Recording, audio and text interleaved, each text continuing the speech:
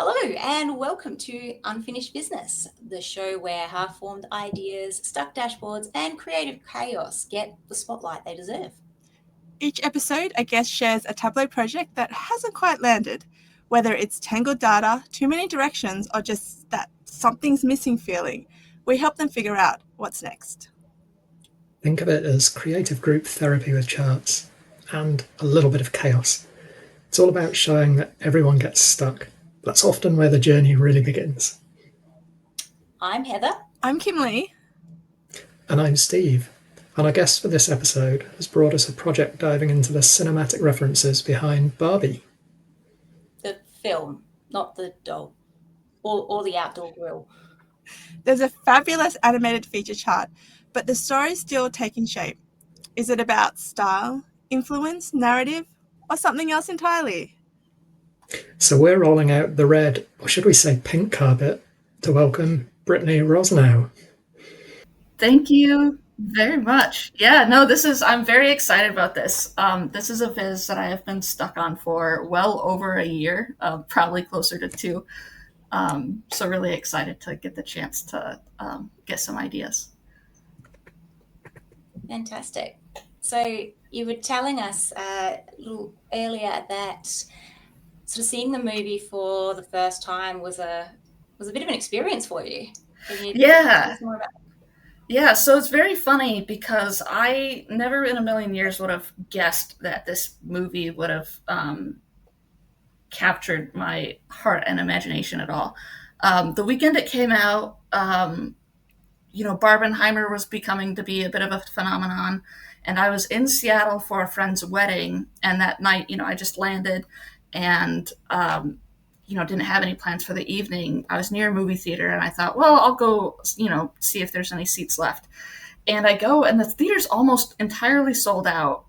There was like one seat in the handicap area that they kind of looked at the time and they thought like, oh, well, I guess the movie's like almost starting, so we'll give it to you because we don't think more people are going to come in.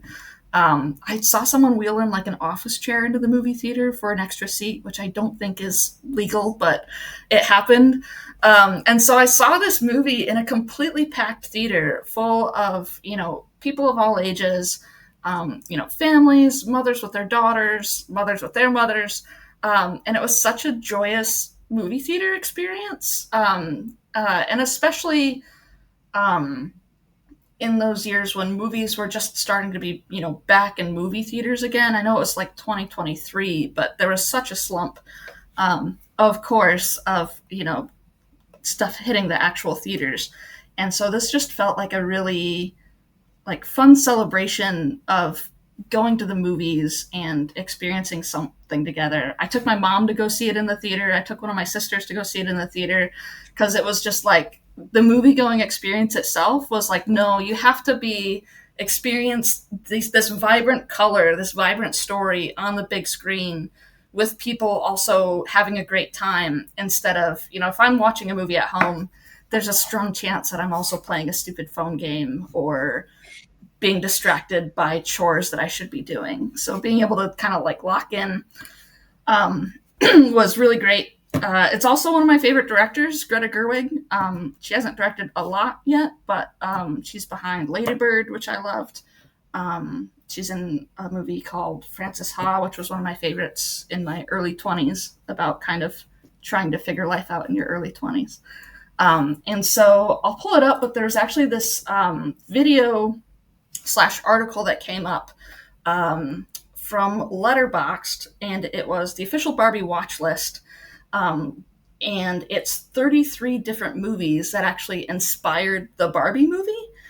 And watching this interview, I highly recommend because it's really engaging. I think watching someone just be so excited about what they're creating is obviously very compelling. And then once you see the references, it's kind of hard to unsee them. You've almost unlocked like a whole set of Easter eggs, just kind of knowing the inspiration that went into something. And a lot of these really surprised me. So movies like, The Wizard of Oz, Umbrellas of Cherbourg, you can see these vibrant colors and how they went into the storytelling of Barbie. The the I'm Just Ken famous sequence actually pulls from Singing in the Rain, the Dream Ballet in there, which was just wild to see a movie from 1952 impacting one of the biggest hits of 2023. So around the same time, then the Data+Movies data set was out, and that was a data set that I looked at, played with.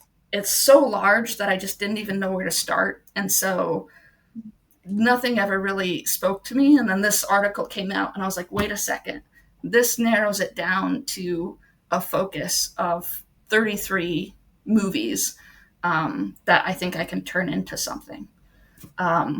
So if we visit my Viz graveyard, I just think this is really funny. To me personally, if people only knew, what was behind the login screen, all of this stuff in the background. So I've got some personal vizzes, tracking my steps, a couple vizzes about movies that have never made it out of the graveyard. I've got copies of my Iron Viz test files for each year.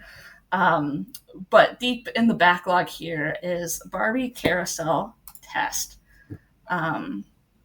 So this is what I have so far. What I'm coming to is being very stuck on. This is... Two of these chart types are inspired by things that I'd seen on Tableau Public, so I'd like to give those a shout out.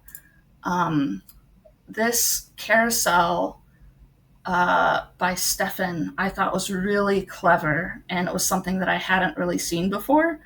It is Superstore, which we know and love, but when you click these icons, it rotates and displays something different here. And I thought that was so clever and engaging, and something that I definitely wanted to steal.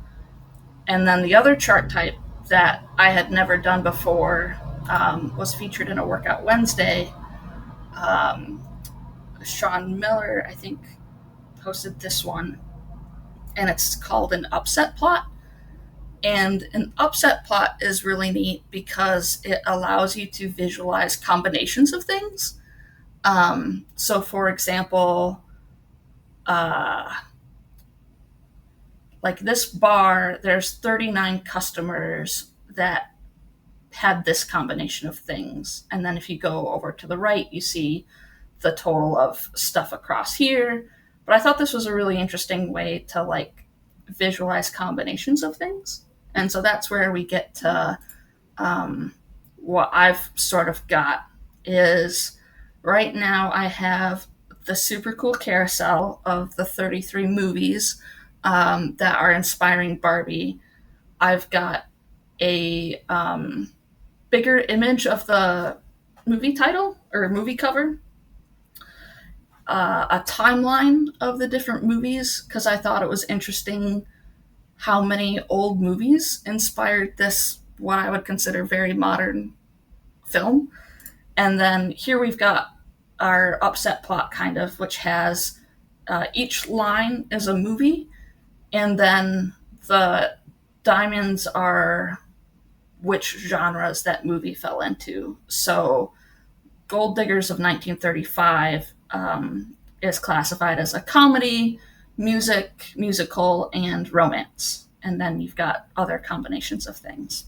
And what I thought is kind of neat is when you click the carousel, you highlight, if we reconnect to Tableau,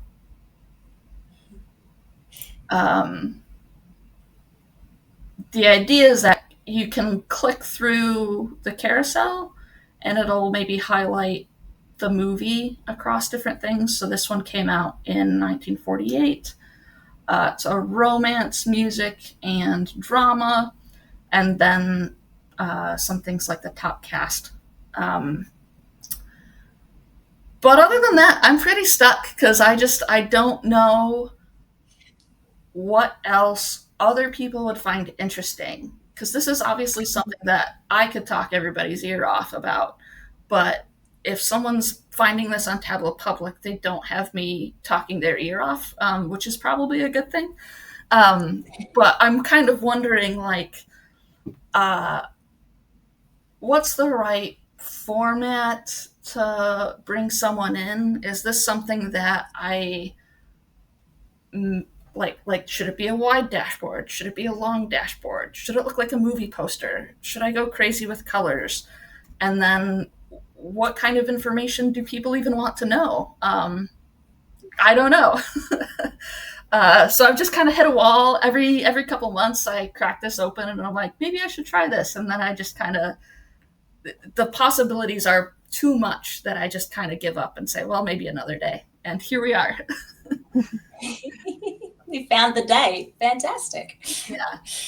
I'm curious, do you want to lean into the whole Barbie theme and, make it full on Barbie, or are you kind of thinking about going into another direction? I think it would be fun to fully lean into either like a fully Barbie or fully like cinema kind of theme. I think a lot of my work on Tableau Public is white backgrounds. I don't stray into a lot of stylized stuff because I find it hard. but I think that I think it'd be fun and appropriate for this one because it is such a like playful. One thing that came to mind when you were talking through it and rotating through the carousel, and this is why I asked about the whole Barbie theme, was it kind of reminded me of like an accessories type, like a rotating accessory thing, like maybe like, if you've seen those things where you've got your earrings and you can rotate it to, to see the earrings, or even like now going back to rotating tie rack, or like Clueless, where you kind of go through the when she went through her wardrobe, she was like rotating the wardrobe. So something just to kind of like, the carousel is really cool, and I think like I would have no idea how to build something like that, and I think that's the draw card. Bringing people in is the coolness behind the carousel. But at the moment, to me, it looks a little boring because it's just there. There's nothing in the middle there. But if we could kind of stylize it to make it look like something, might make it a bit more interesting. Yeah. I'll pull up my Tableau file because then we can start to play a little more. I'm wondering, one of the thoughts I had is, should this be more like in the center, as like a centerpiece, and maybe have it be like a long dashboard instead of wide? And then I was also wondering what your thoughts would be on, should I show the whole carousel at once, or would it make sense to like, I don't know, float like a blank and let's just like color this behind the back. It does take up quite a lot of space, doesn't it, in its current form? Whereas if it was a little bit more squished, or you have covered some stuff up, you might give yourself a bit more room to play with.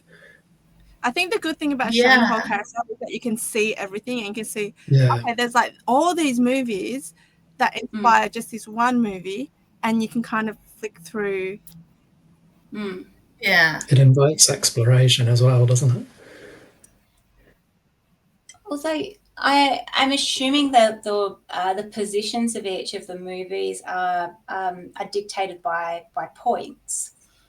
There's maybe no reason that all of those points have to be like on a circle. Could they be sort of an arc, and then like once it gets to the end of the arc, it shoots back to the top, and then you could sort of use that area that's then freed up for some of the other parts of the visualization. I never would have thought of that. That's really good. Yeah, I guess it doesn't have to be a circle, does it? Wow. Yeah, because it is just points. So yeah, there's no reason it has to be a circle or even a oval. Yeah, because sometimes I think the circles are good, but they're not the most efficient for using the space. Yeah, because I was thinking like, do I do I, and of course here you get to see my lovely naming convention, which is I don't have a naming convention at all. There we go. So I suppose, like, because when I was thinking originally, things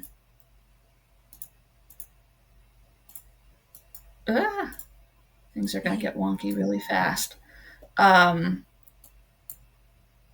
Like, does it make, well, I guess now that the circle's just off that's blowing my mind, because that makes total sense. Because before it was a little bit of like, do I try and keep this like a proper circle? Or do we squish it? Having just like an arc or a swoop, I think, would look pretty cool. Because then if it was like a circle, it was like, well, there's all this white space in here that I don't know what to do with. The other thing, I think, when you push it into a circle like that, you get into that situation where the overlap of the films is obviously in the order, like the data order. Yeah. So you've got some that are, you would think are sort of theoretically behind others, but in the viz they're sitting in front. Given the art, you've got that opportunity to space them, and maybe you don't need to worry about what happens with the overlaps. Yeah. So I guess if you were coming across this viz, what kind of shape would be most compelling to like click around?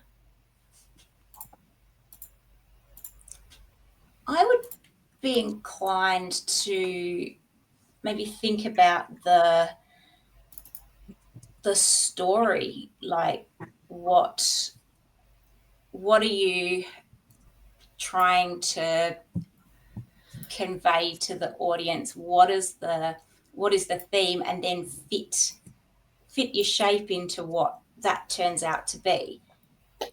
I think that it's what's going to be most compelling depends on what the rest of the viz is doing.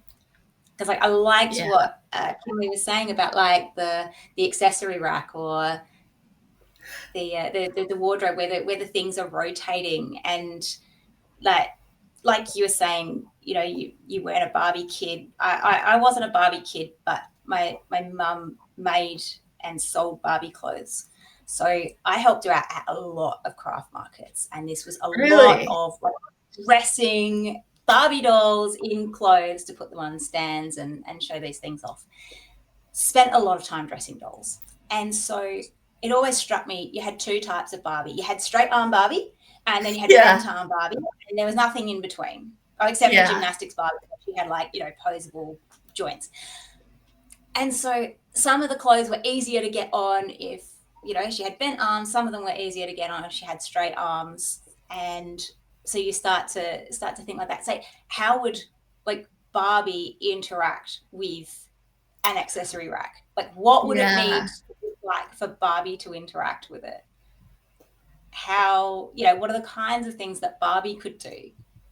But also, all of Barbie's accessories have got stickers on them. Like, it's just a sticker. Yeah. So like, so I started thinking like, okay, what would a Barbie viz look like? Yeah. Or do you need a Barbie accessibility mode where it's just like it's a stuck image and everything's just being made bolder and nothing actually moves? Maybe you've got a toggle switch. Yeah, I'm almost kind of thinking. I wonder. Let me see if I can pull up Microsoft Paint, the world's best. Just a side note now, Heather, Barbies are like fully articulate now. So even like the wrist move, which makes it really hard to put on like small clothes because their wrists move around. Wow. Okay. Yeah. It's got a long way. Yeah. Forward. Yeah. I think one of my favorites that I had was like SeaWorld Barbie, and she had like a wetsuit and came with some like sea turtles and stuff. Yeah.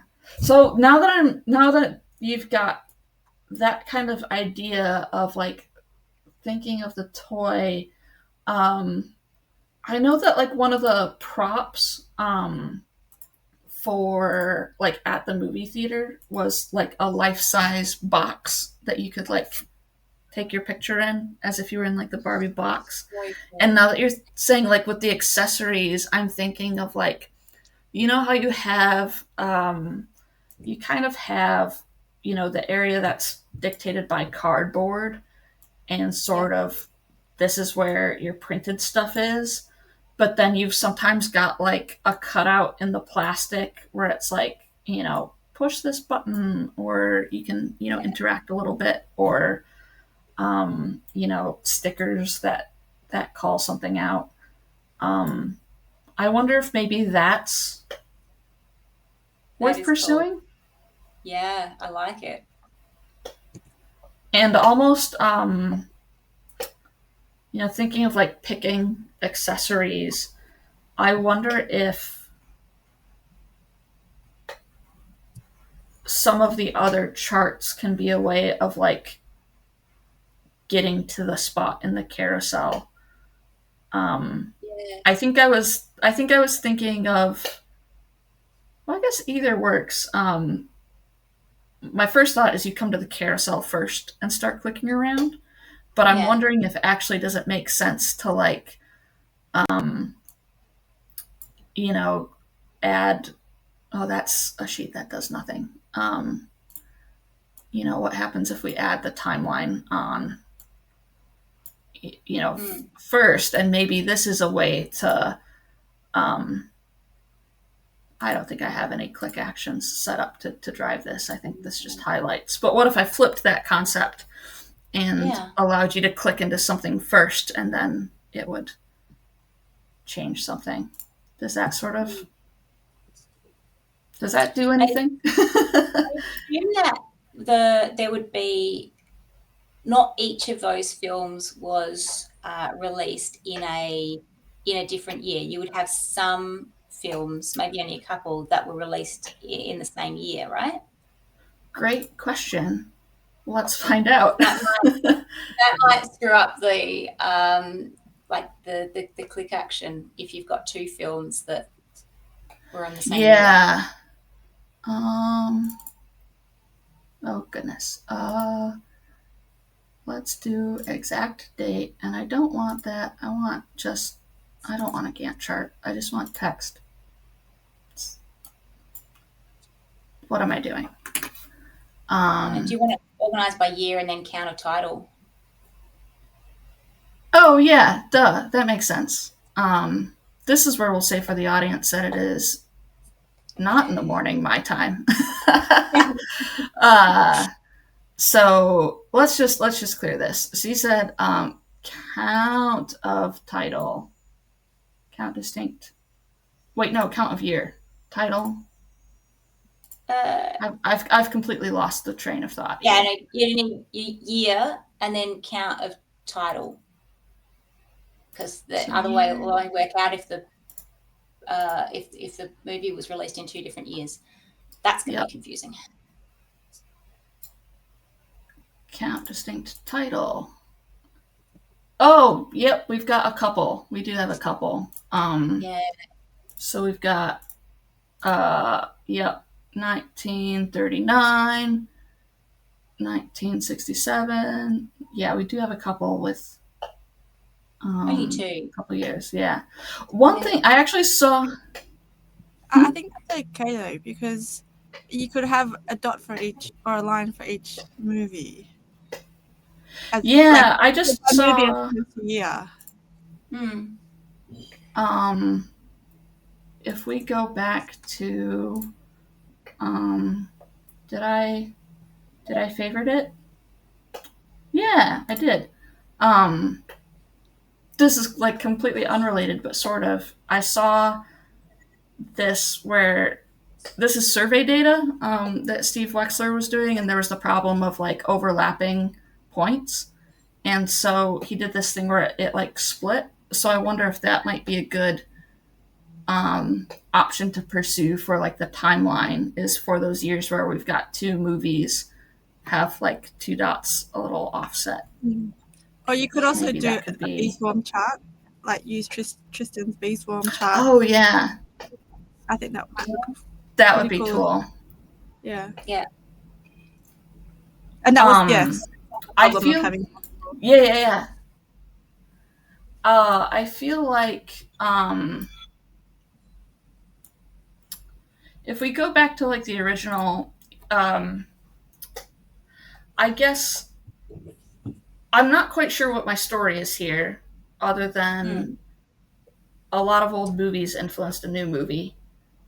I do think it's interesting that there's so many genres reflected in this too. Yeah. But I'm wondering if you all have any thoughts on what would make it interesting to click into. What would make you want to read anything about this? I think That's, one. Sorry, Steve, you go. that genre's bit really intrigued me. But I totally see where you're coming from. Like, it's already a really engaging viz. I totally wanted to explore, but there was a level of additional interest when you explained sort of the passion behind it. But I'm intrigued as to how we capture that in a viz. Genres feels like, with the data you've got, that's kind of the thing that potentially links things together. So I was intrigued by what the genres were for Barbie versus what the genres were for the influencing films, and whether there was something in that. Yeah. That's a good point, because I actually don't have the Barbie movie on here. I only have the movies inspiring it. I don't actually have Barbie itself. Yeah. I was super intrigued as to whether, because you had in your workbook a bar chart on the number of films in each genre, and I wondered if there was some sort of data that said how much emphasis has Barbie got towards comedy versus romance versus drama, whether that would align with the influencing or the influences. Yeah, I like that idea a lot. Yeah, because do I have the Barbie movie in here?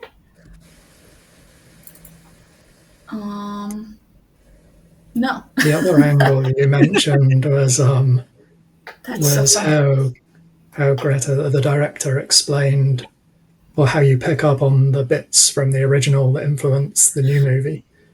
And I wondered if that was something you could visually pull out in imagery and in the dashboard rather than, or in the viz rather than actually via data. That makes a lot of sense, because I think that was part of the magic of like watching this interview, was seeing those scenes side by side and unlocking that Easter egg.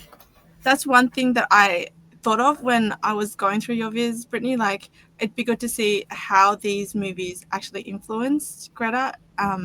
Is it, the style of the filmmaking, or is it certain scenes, or is it just, the strong female character, or what are some of the things that of these old movies that were the influencing factor in Barbie? If you did keep the carousel, and I'm not saying you should, I really love some of the ideas we talked about, but if you did, that influencing factor feels like something that could go in the middle of the carousel as one of the really, this is the key thing I'm trying to tell you. That's the story. This is what an influence was. That's the whole thing that ties it back together to Barbie, and I think will make much more sense if we're leaning towards a Barbie aesthetics in terms of the design and the look and feel.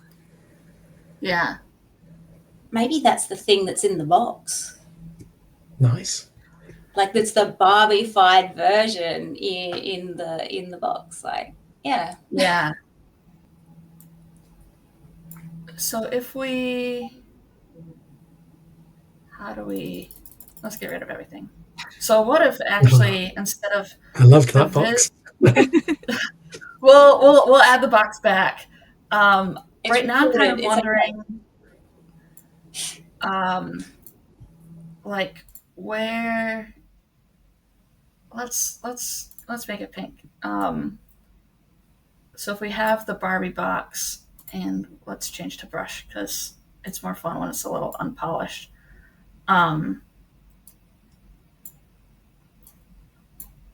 now I'm wondering, should the whole Viz be the box, or should the box be inside the Viz? Ooh. Part of me Does that likes the make idea sense? of things swishing into Yeah. the box as you interact. But I think you could go either way and it would work. Yeah. That's a big decision. Yeah. I famously do not like making decisions, which is why I'm always working on these things right up until the deadline. That's But that could be Find really Yeah, you want to find the logical reason why to do one thing over the other. Yeah. Yeah, I really love the idea of, that kind of like Clueless, picking accessories thing, putting it up on the screen. Maybe our screen is the box. Because I think the box too can also be a little analogous to like a movie poster as well. Because I think that's sort of, some of the design with promoting the movie was very, very toy-like. Yeah, so I really like at the cinema where you could, have your picture taken inside the box. Yeah. Yeah, it's very cool. It's clearly something that's very linked to Barbie as a theme. Yeah. That makes so much sense. Like, I cannot believe I never thought of, number one, the carousel doesn't have to be a circle. And number two, I should actually show people what the influences are, before I'm just kind of sitting with a list of text, which is, not very exciting. I'm curious if there's other angles that might be of interest, because I've kind of got like genre and time are sort of the things that I had focused on before. Do I have any like glaring, like kind of missing rabbit holes, I guess? Would she have been influenced by other female directors?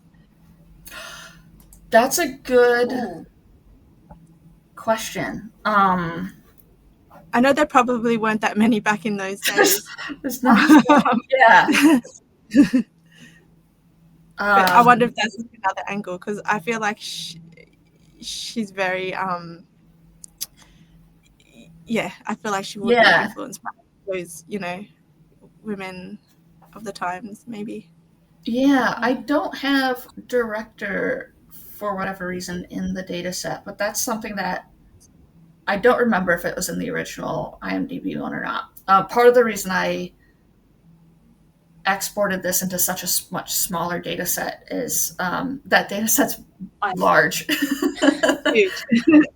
Yeah. I think the major skill with anything that anybody's done with the IMDb data sets comes from filtering. 100%. It's filtering that data set down to find the story before any of the visual stuff comes into it. It's looking at that massive amount of data and just finding somewhere to focus. Yeah.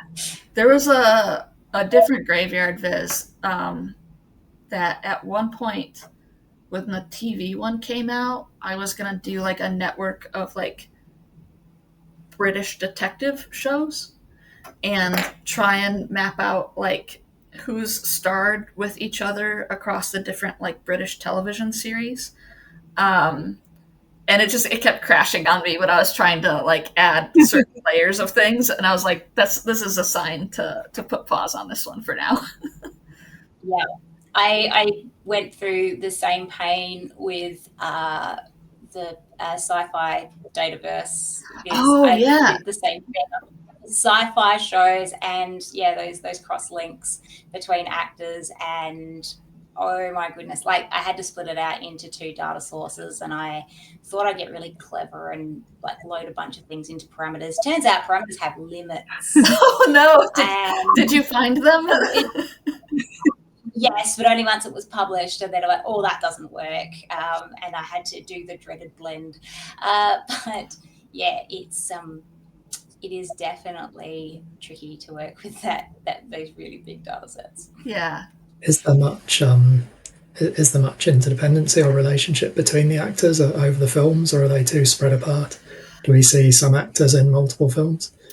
Yeah, I think for the most part, they're kind of spread apart. If I do person, and then if we do count of title again and switch it to a bar chart.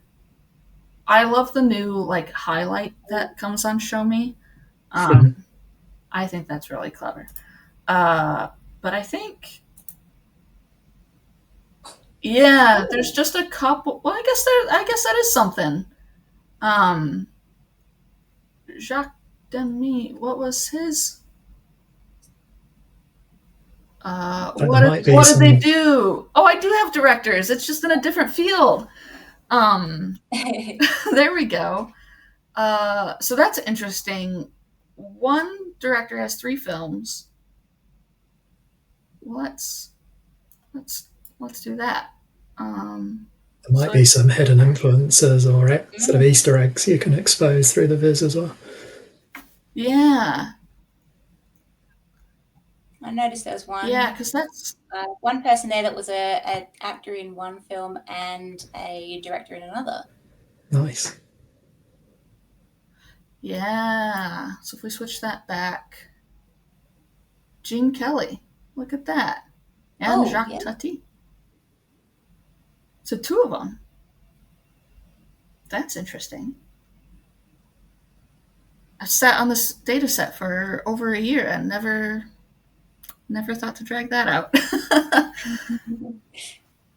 I wonder whether things like that could make some of the sort of call-outs, like the stickers in the box image. Yeah, I really like that idea of stickers. That feels fun to me, and that's kind of the overall vibe I want. I definitely want to stay far away from a business dashboard feel on this one. Or you could go all dynamic zone visibility, and like each of the stickers could be different shapes. Oh, that means I have to finally learn dynamic zone visibility, which is my big secret, is I haven't done it yet. It's much easier than sheet swappers. Really? Yeah. It's a game changer. Okay. It's like you've got a Boolean, so long as the Boolean is true across the data set. So usually you'd use a parameter, and then you just attach it to the object in the viz, in the layout pane, and just go like click. Yes, when this is true, I want this to appear, and otherwise it should not. So theoretically, let's put our carousel that's now a swoopy thing down on the bottom here, and add a bunch of movies. Theoretically, if I use dynamic zone visibility, let's say if I click on this one, could I then have specific stickers pop up over here? Okay. And then when... well, let's keep that green. And then if I click on this one, these other stickers pop up? Absolutely. Yeah. You just assign that Boolean to each of the objects that you want to appear or disappear, and that's what they'll do. Wow. If you find a parameter isn't quite doing the trick, you just need a table scoped fixed LOD for your Boolean, and that'll work as well for dynamic zone visibility.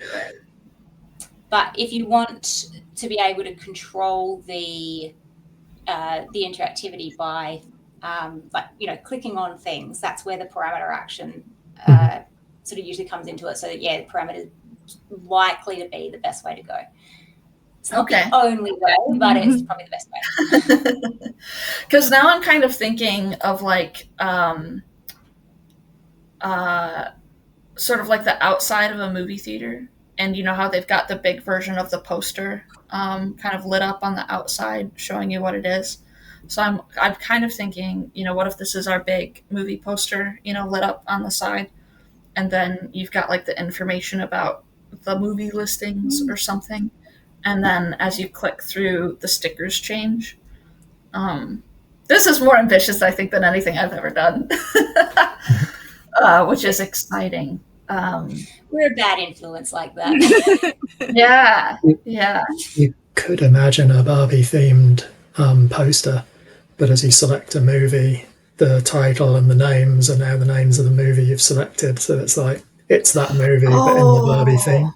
Yes. Yeah. Now we're getting really ambitious. I don't want this. Plus the stickers. Plus the Plus stickers. the stickers. Yeah, so if we have like the movie title and then, you know, featuring, you know, these people, like the top billed cast or whatever. They usually have like a middle. quote, don't they? Like with those kinds of setups, there's like a quote or like a review of the movie. The other thing I had sort of wondered is like, well, who's telling the story? What does Barbie think of the movie? Mm-hmm.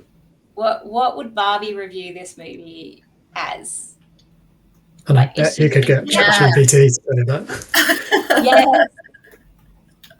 That could be a really interesting question for ChatGPT. What would Barbie think of 2001: A Space Odyssey? I'm totally typing that in now.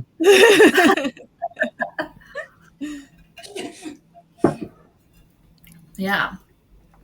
Well, this feels a lot more fun than where Barbie Carousel Test, you know, this kind of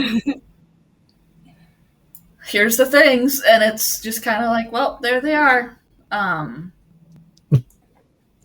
Apparently Hal is giving major villain energy. The fashion is minimal. And where's the dialogue? Oh, lovely. Yeah. Yeah, so I can... like all the components are there. Yeah.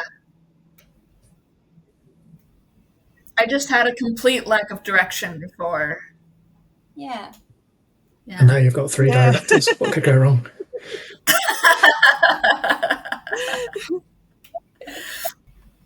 Awesome. What are your thoughts? I guess because I am still a little tied to the idea of a timeline, but we were thinking like kind of like maybe a bee swarm or something a little more fun for that, right? Yeah, or like as you were saying that that chart of Steve Wexler's where he's showing the dots kind of offset. Yeah, as offset. Or could you order those movies at the bottom into a timeline order? Oh, that makes sense. More than just the year, but when they were released. I think I have a direction now. I have several directions, which is much more than I had before. I am very happy to hear that the carousel, even if it doesn't stay a circle, is like a compelling thing to click into. Because I think it's maybe a fun way to get people into the data.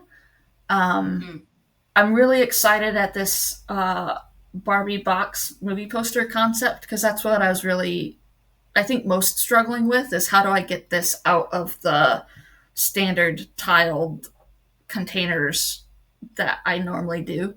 Because I want to kind of try and push myself out of that box, if you will. And then, just really validating to hear that the genre thing is worth exploring and looking into like the actors a bit more. Because, as I said at the beginning, this is something I could talk about for a very long time because I was really into it, but not really knowing how do I get other people into it too. I'm glad to hear that's, not just me that would find this sort of thing interesting. And I'm just loving that concept of getting Brittany out of the box and putting reviews in the box. That's how we solve the problems. Yeah. And it seems so obvious to me now, like actually, maybe taking some of those images from the interview and showing how it plays side by side, because of course that makes sense. It's a movie, it's a visualization. People need to see it, and I wasn't really showing that at all here yet. Yeah, I'm thinking this is one you're wanting to hold on to. This one you're pretty keen on finishing yourself, I think. yeah. I'd really like to get this one over the finish line. And then once it's out there, everyone can rip the box open and play with what's inside and do what they want with it. Beautiful. Cool. Beautiful. So that brings us to the end of another episode. A big, big thank you to Brittany for sharing her Viz in progress and her Viz graveyard. It was so good to see that you've got so much there. And also your cinematic special interest. If you've got a half-dressed project lying in the toy box that you are not playing with anymore, head to unfinishedvizness.com and fill out our guest application. We'd love to help you get it all dolled up and ready to party for an upcoming episode. And don't forget, the Tableau community is full of helpful humans ready to lend you a hand. Head to the Tableau forums, a Tableau user group, Tableau community Slack, where you'll always find someone who's been there, done that, and probably made a bar chart about it. And if this episode made you laugh, helped you feel less stuck, or at least distracted you from fighting with those table calcs, go ahead and click on all of the buttons, like, subscribe, and share. So we're not saying it's going to fix your dashboard, but it can't hurt. We'll be back soon with another guest, another Viz, and another dose of data therapy. Until then, thanks for watching Unfinished Vizness.